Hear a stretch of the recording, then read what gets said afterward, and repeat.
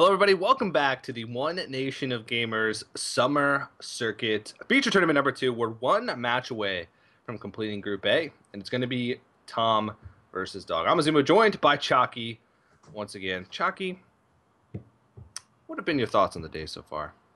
Man, lots of games. 20 so far. That is the maximum. Yeah. Pretty fun, though. Pretty nice games. I think specifically that Priest versus Malagos game last series was pretty nuts. Lots of evenly matched stuff. Some new takes on the meta, some not so new takes on the meta. Nothing crazy besides maybe Priest. Yeah. But yeah, I mean, this last match, it's the one we actually started the day with. And these are two people who I might have pegged as favorites in the group. So pretty interested to see who goes through. Only one of them really can. So. Yep. And these guys are vying for a spot in the semifinals, and they're going to be getting the second seed. So what's on the line for these players? It's the feature tournament. So this weekend, if they manage to make it to the semifinals, they're guaranteed at least $750. They're also guaranteed 10 GEICO points, which could set them up for an invite later on to PAX, the grand finals at PAX at the end of the season. If they get second place, they get $1,500, and if they win, it's $3,000 plus an automatic qualification to the grand finals at PAX, where they'll compete for a $20,000 prize pool and almost 200 World Championship points, or more than 200 World Championship points. So this is the first step. Making it to the semifinals, guaranteeing themselves that money is the first step in getting there. So lots on the line for these guys.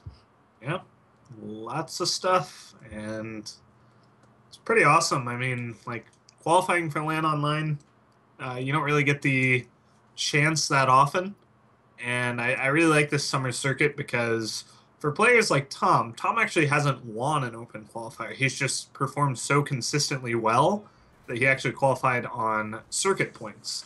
Yeah. Which let you qualify, and whoever the top 4 in GEICO points are get a direct seed to PAX. So it's really sweet in the fact that it really tests player skill over the long run.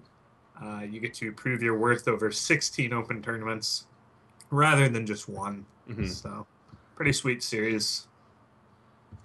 Calento was the winner of the feature tournament number 1. He was actually the invited player. So yep. Dog as well. Dog and Show are the invited players for this week. So they really only have to prove their worth over a game, but it's because they proved their worth over a weekend of games. But it's still a pretty long, grueling stuff or weekend that these guys have to play through. Dog's already played 2 best of 5s today, and if he won, he'd have to play in 2 best of 7s on Sunday to qualify. So. And Tom's going ham. Ooh, yeah. But, I mean, this is a really aggressive line, but the patron's kind of running out of stuff. I mean, he's still pretty good on stuff, but yeah, Emperor is going to help with that a lot. These are 2 of the fastest players in the pro scene. Dog is known for playing very fast and sometimes recklessly, and Tom is actually known for doing exactly the same. Sometimes he'll take his time, and sometimes Dog will as well, but on turns where there's not much to do and not much to think about, they're not like Life Coach in the fact that if there's multiple options, they'll take the time to think about it. If there's multiple options, they usually go with their gut, and their gut is usually right. Man, Tom's just at 34 health, so I can't see this one going to the aggro hunter.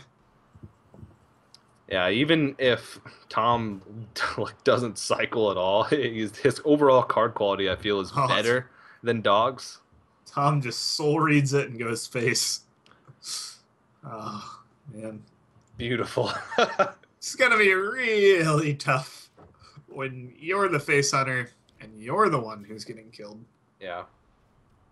So, yeah, can't really see Dog pulling this one out. Pretty unfortunate. I mean, Patron's pretty favored in this matchup, especially when you play cards like Explosive Trap and Snake Trap like Dog is rather than Freezing Trap. Mm-hmm. I've actually never seen this bug before. So I've seen the big minion bug where they're on the right side, but I've never seen the weapon over there. That's pretty sweet. I think it might have just been. Okay, well, it's gone now. So we did the old switcheroo. You never expect it, Nope. even though we do it every time. Well, I mean, the explosive trap, it's going to clear out the board, but maybe just one attack. Yeah. Got to get all that value. So now if dog plays a Lothab, that execute still costs 0. Or something like that. It's gotten reduced quite a bit. Yeah, I think that's 3 now, so it's at -2. Well, this way he is going to sort of discourage dog from playing creatures because he knows they're just going to get traded into. And Yeah. he knows that like if he has any whirlwind effect, that the snake trap's not really going to do much of anything. But Tom just says, you know what, whatever. Oh, there's the patron. Unlucky. Well, dog's at a casual 9 health, so I don't think this game's going to last much longer anyway. He's chipped Tom down to a respectable 26. Oh, it's Huffer. Is that the first Huffer of today? Sometimes Huffer. I think we had one earlier in this match, actually. He got one the first time. Okay. But it was quickly dealt with an interrage. Mm-hmm. So he's going to clear off the patron. Ignore the Huffer. Well, I think that's lethal. Yeah. So, rip Huffer. He doesn't have any animal companions left. Do you save Huffer and concede while you still can? Oh, he's quick shot into a miracle. He's got him. Quick shot into ooze. Well, he actually managed to get him down to what, 7? That's pretty good. It just goes to show that if the patron didn't have like such an insane draw, maybe dog could have gotten there. Now dog did runner 3 damage spells, but yeah, I mean that's just kind of how that matchup goes. You really aren't in a great spot when they get the double armor smith early. Mm-hmm. Dog had to make some trades that he didn't want to make, and Tom was sitting at a nice 34 health on turn 7. Yep. So Tom now has got to be feeling pretty good about that. He gets the warrior win out of the way. I'm sure dog will be able to pick up a win with that hunter. He's going up against Malagos Warlock and Druid, which he can take wins against both those. Tom's going to throw out the Warlock right now, and dog is going to try once again with the hunter, not surprisingly. Yeah, the hunter is really powerful in this matchup, and specifically the 2-1s are actually much better against a slow warlock when you're going second. It's a little different than normal because if you're going first and you play that Leopardome out, they actually get to Mortal Coil, use all their mana on their first turn, and not really skip a beat. But basically the way Dog is going to sequence this, Tom has to choose between Imp Gang Boss or Mortal Coil. Dog trying to think of what's the most efficient way he could apply damage to the face. Yep, that's all this deck likes to do. Yep. Hit that face. So now the 2-1s get to survive since they were played at the best moment possible. Yeah, and Bear Huffer is again. Wow. Dog, the Huffer caller. He's at 16 already. Yeah, he does have Healbot, but it feels like it's too late to stabilize. Like there's already been enough damage applied. This is the opposite of the last match, where he is just dying. So, wouldn't be surprised to see. Well, he could play minions. Basically, you really want to get a weapon down. You have too many charges, and Glaive Zuka is the most efficient one since you can then sequence your other mana efficiently. Mm-hmm. And I think he's gonna. Okay, it looks like he played Scientist. I wouldn't have been surprised to see a hero power since you're getting so close. And that trade doesn't surprise me because it protects your Leopardome. So it's at a point where, I mean, we probably have to see Healbot. And, okay. So This is the turn that Tom decides he needs to disrespect a charge minion. There is only 3 showing, so he needs to produce some more damage. Well, Explosive Trap is not a good draw since he already has one active, but I don't know if it's even going to matter here. Healbot is going to come out, but it's like Tom has to piece together lethal over the next 3 turns. Mm-hmm. And he's got to deal with 2 Explosive Traps on the way, so I just don't think it's possible. Yeah, he's actually going to attack into the explosive trap, which is a little surprising. But you do have to kill the hunter. That's the problem, kind of the Malagos Warlock, because you don't have any huge swing cards like Molten Giants. You don't have Jaraxxus or that much taunt. So you have to just push. You just have to push as much as possible. Heal up. Hope you draw that second heal bot, and that's not going to happen because Leroy. Yeah, it was just looking really grim for him anyway. I don't think there was a way that he could have won even if lethal wasn't drawn that turn. So Yep. Dog is going to take a quick win with the Face Hunter as expected, and he's going to tie up the series 1-1. Yeah. Rogue and Warrior left for Dog, matching up against Druid and Malagos Warlock for Tom. Now, this is a very similar situation to the first matchup, which Dog won. As you mentioned earlier, it is a mirror matchup. So if all goes according to plan for Dog, I think his matchups are a little bit better. Yeah, the matchups I would say are there for Dog. Rogue performs pretty well against both of these decks, and the Patron Warrior, I mean, has been the only liability so far for Dog. He dropped 3 games with it to Pavel, but it's a pretty good deck still. Can definitely take a win off of Druid. It's a little less great against the Malagos Warlock, but you can still, make it competitive. Mm-hmm. Follow teacher into prep sprint. Yeah, it's pretty sick. Yeah, I mean, if I trusted anyone to know what they were doing with Rogue, it'd be Dog. Yeah. So definitely his kind of comfort class. But I think that's a turn 3 Emperor. And okay, he has an answer to it though, so it's not the worst thing ever. He's gonna have to tank 5, but he gets to prep a Visit.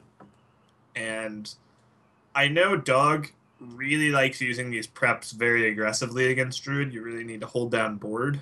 So I wouldn't be surprised to see the other prep not used for a sprint and used for an offensive spell if he draws one. Yeah.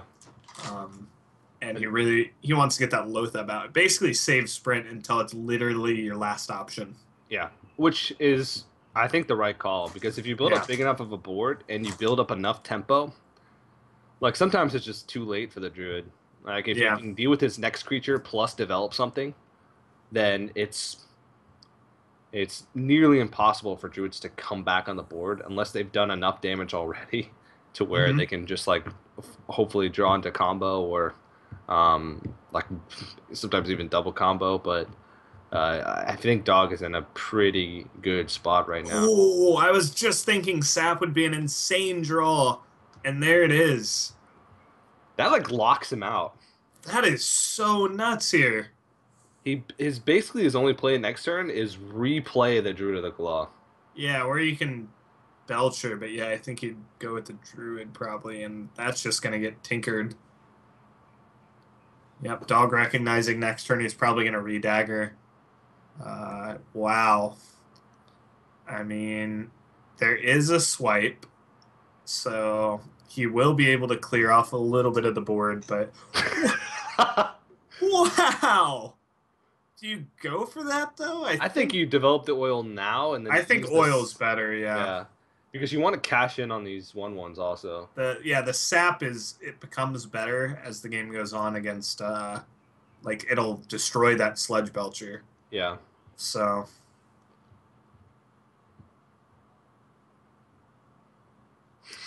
Yeah, our production just noted both of the players are kind of sinking into their chairs, falling lower and lower under the webcam. Yeah. So second sap. Now he gets to swipe off all these 1/1s, and he gets to choose between killing the teacher or the 5/5. But I think Dog here is thinking, okay, worst case, I sprint. Yeah. Refill my hand, no big Refill deal. my hand, draw into like a flurry. Yeah. Yeah, it's been through both preps, so this oil actually is going to be like hard to combo effectively, es- especially if like a teacher stays on the board, like if he chooses to hero power down the Loatheb. So that's going to be tough, but it really doesn't matter. It feels like he's already just so far ahead um, that Hmm. really just sprint next turn, as long as he draws into damage at all. Yeah, he has used one Eviscerate, and he has both flurries, deadly poisons. So, I mean, this is so much damage he's going to be taking. Yeah, I mean, is if he draws a card to combo, nope. I wouldn't be surprised to just see him play Shredder though. Yeah, just keep up Or with the theme of I have a board. yeah, you can Shredder Redagger. You're obviously low, or Harrison does nothing. Though I have seen rogue players sprint in this situation under basically the logic that if I draw anything, I win. But I think I like the Shredder more because there is a chance you draw nothing off of sprint. Like if you just draw minions, you might as well have played the Shredder that turn. So Yeah. it he's actually not going to get to push through, and this kind of goes back to that turn he had the choice between Tinkers and Sap, but oh, he's actually going to charge. Just make sure that thing dies.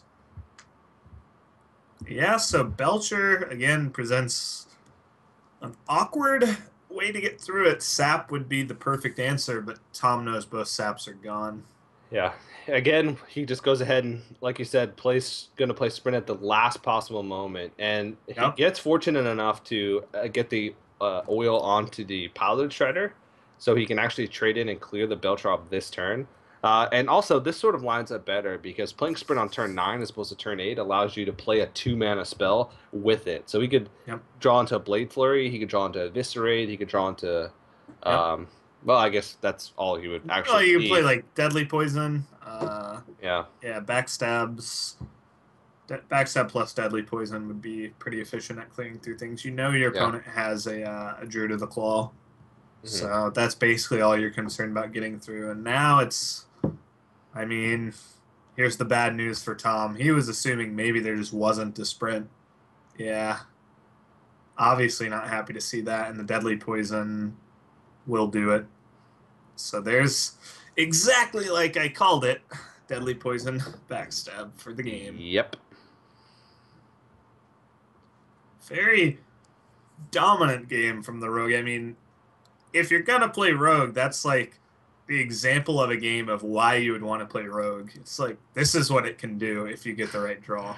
Those are the games that are stuck in the rogue players' heads whenever they're Yeah, making the liquid power rankings. they're like, oh yeah, Druid, no, easy. Like prep sap, oh they're done. Yeah. Like it's like oh, you don't always draw teacher double prep sap Yeah. Loatheb sprint. Hmm. It doesn't fact in those games where you don't draw a creature until like turn 7 and your hand is like double prep, double oil, double deadly. Yeah, those games where you don't draw sprint and you feel like death. Yeah. Yeah.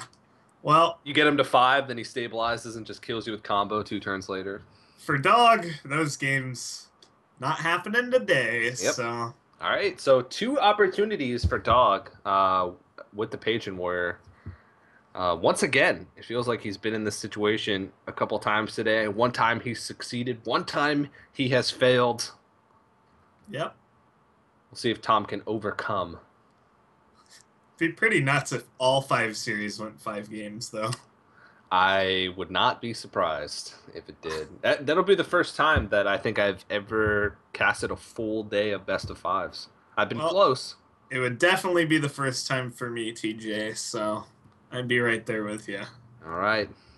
Well, then I'm actually hoping for it. Yeah, I kind of am too. Like I wanna see Dog win, but I'd like to see it go to 5. It'd be nice. Yeah. Be Druid versus Patron Warrior showdown. Oh yeah. Druid. I love me some Druid. especially when they lose. Yep. Oh, we used to see Druid in literally every single tournament, Yeah. every single Oh player's man. deck lineup. So, long gone are the days where that happens. Back in the last hero standing type deal, where I Druid would think just draw wild growth and pretty much get a 3-win Druid train. is probably the deck archetype that has changed the least forever. Yep. Like it has done the same thing since like what, March 2014 when people first figured out double combo. Yep. Yeah, that it's done the same exact strategy for that long. Like how People ridiculous is that? people just pick and choose the cards from the expansions that go well in it. Oh, Emperor Thorsan, throw Yeah, in the Druid. it's almost like the neutrals that they print are really the Druid cards because they can't print powerful Druid cards Yeah. because they're like people would abuse this too much. Hmm.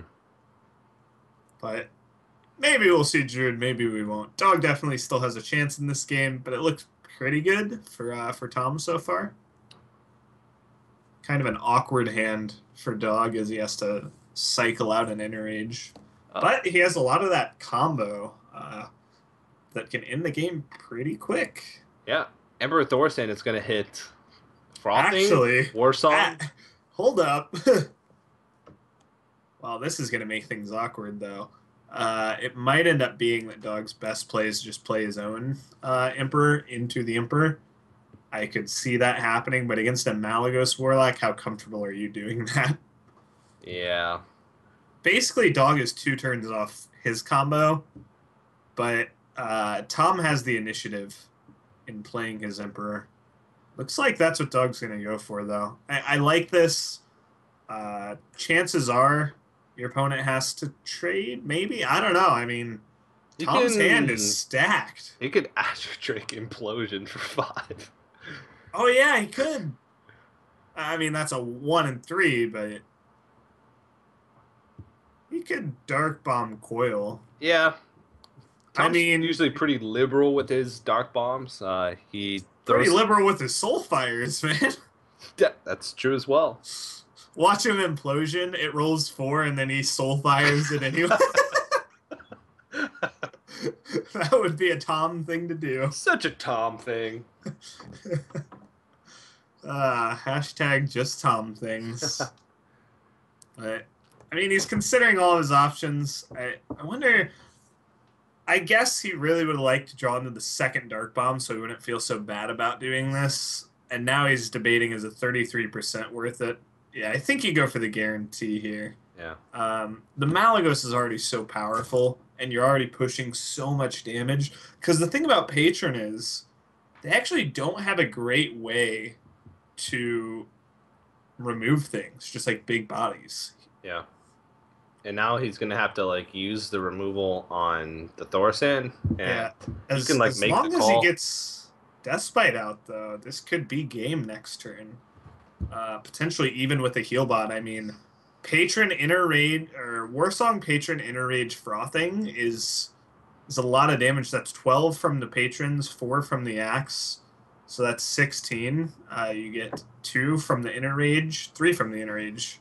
That's 19. You get 2 from the Frothing base. That's 21 without factoring in the Whirlwind damage. So if you can hit 9 minions with the Whirlwind, that's lethal. And that's gonna. Oh, he can still heal bot. Okay, yeah, because of the insane reductions he got. Okay, so now we've got a really close game. He can't hit 9 minions. He can only hit what, 7? So he's 2 off lethal, if I did my math correctly. Now, one thing a lot of patron players do is you're afraid of getting roped out, so you just go for it. And if I did the math right, this is only 28. Oh, but he has 2 damage! So it's 30 exactly. I'm gonna trust you. That's 30 exactly. I'm calling it. All right. Calling my shot, TJ. That's 30 damage. Dog is our winner. Well, we're gonna be here for about another 7 minutes while these animations take place. Patron math expert Chalky. All right. Well, we'll see. I think because he had the extra 2 damage on the board from the. Yep. Oh, It's he still gets. 2 damage, yeah. Yeah, that's 2 damage still. Okay. Yeah. And if his math was wrong, it made it Exact. okay. We. I Oh man. wait. I think he had. Did he have 3 extra? No. He attacked with all his patrons. Yep. All right. That was All it. right. Patron math god Chalky. Thank you. Thank you. I've If failed only you so were the much one winning. math. I failed so much math on my casting. I'm so proud. I just nailed it this time. But Yeah.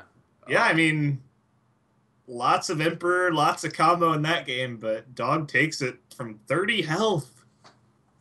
And that's our only best of 5 match of the day that didn't go to 5 games. And it's the last one. So Dog is going to be moving on to the semifinals on Sunday. He'll go in the 2nd seed place, so he'll face off against the 1st seed from Group B, which will happen tomorrow. The other player that qualified from Group A that went out in the 1st seed is going to be Pavel. So he went 2-0, so he's going to face off against the 2nd seed from Group B, which we're going to see tomorrow. But that was a really exciting day of games. I mean, we didn't really see anything too out of the ordinary. Maybe the priest deck from BX14 was a little bit interesting, but it was still, we had some really fun games to watch today. Yeah, just a lot of like combo versus combo, aggro versus aggro, just razor tight games where, and razor tight series in general, but a lot less of, we had a few stomps, to be fair. I mean, the Dog Rogue game was kind of just like the dream, but Yeah.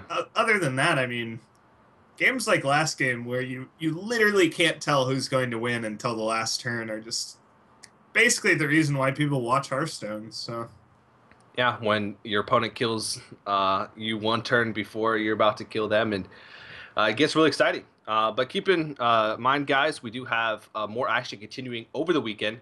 Group B will take place tomorrow at 9 a.m. PST, or 12 or noon EST, I believe. I don't know how to convert that into yep, that's my CEST. time zone. So Yeah, but make sure you catch us there. It's going to be the same time on Sunday as well as it is tomorrow, so 9 a.m. PST, noon EST for the final. So after the end of the weekend, we will crown another feature tournament winner, and another player will punch their ticket to the grand finals at PAX. We do want to make sure we give a big shout out to GEICO, who's making all this possible. We have $60,000 to give away over the course of the summer circuit. Thousands of that have already been given away to winners of feature tournament number 1, as well as the 8 opens that have happened so far. And of course, you can sign up for opens yourself. Chalky, where can they do that? if you head over to liquidheart.com, you can sign up. We're only halfway through the summer circuit, so still 8 opens, 4 North American, 4 European. You guys can take home your share of that thousands of dollars prize pool, maybe punch a ticket to PAX. Only 2 tickets will be given away by the end of this weekend, so still 6 up for grabs.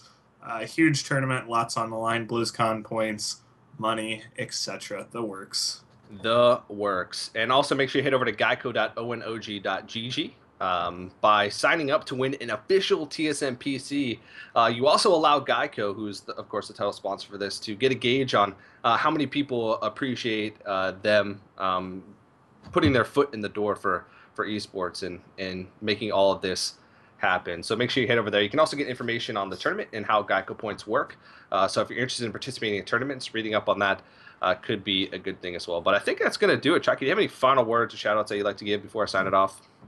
No, thanks for a great day casting, TJ. It's been too long, and I'll see you tomorrow for Group B. Should be great. Yeah, should be awesome. So thank you guys for watching. For myself, from Chalky, from Team Liquid, and One Nation of Gamers, everybody here at the Summer Circuit. Thank you guys for watching. We'll see you tomorrow.